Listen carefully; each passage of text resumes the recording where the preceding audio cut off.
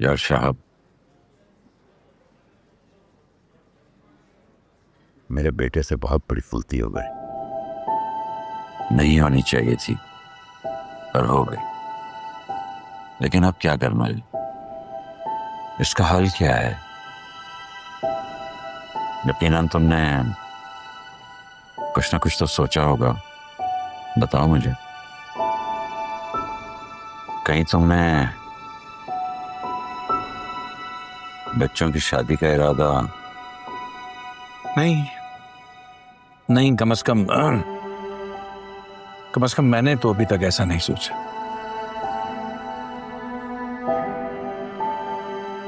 तो फिर खुलकर बात करना यार। फराद तुमसे मिलना चाहता है, तुमसे माफी मांगना चाहता है, लेकिन ना तुम फराज से मिल रहे हो और ना मुझसे। अब्दुल गनी, ये जो हादसा हुआ है ना, इसकी वजह से हुरम अभी तक एक ट्रॉमा का शिकार है। अब मैं खुद नहीं समझ पा रहा, सोच पा रहा कि मैं तुमसे बात करूं तो मैं बात क्या करूं। कम से कम तब तक तो नहीं कर सकता जब तक मैं ये ना जान लूं कि हुरम के दिल में क्या चल रहा है और हुरम क्या चाहती है। अब वैसे एक बात है, बहुत तल्ख बात है, पता नहीं मुझे तुमसे करनी चाहिए या नहीं। कह दे यार, जो दिल में है कह दे। पूछने की जरूरत नहीं है।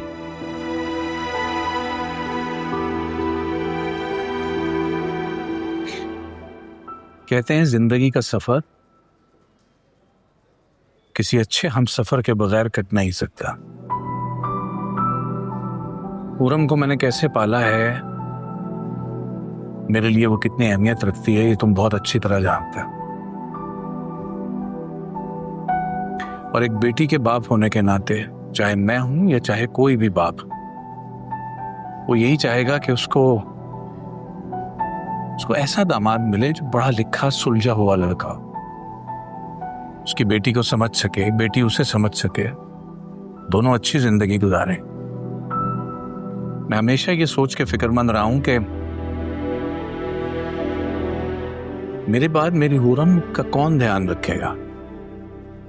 तुम्हें क्या लगता है, ये सब कुछ जो हुआ है इसके बाद फरहाद खुद से हुरम को फेस कर पाएगा?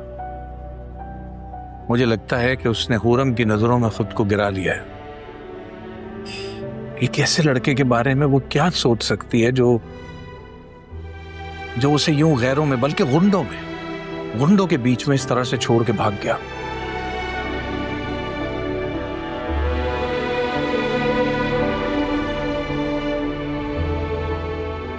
मैं इस सारे वाक़े को लेके बहुत शर्मिंदा हूं यार, बहुत शर्मिंदा।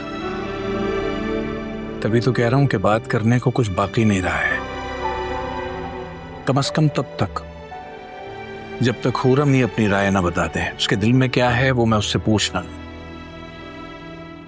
उससे पहले तो मैं कुछ नहीं कह सकता।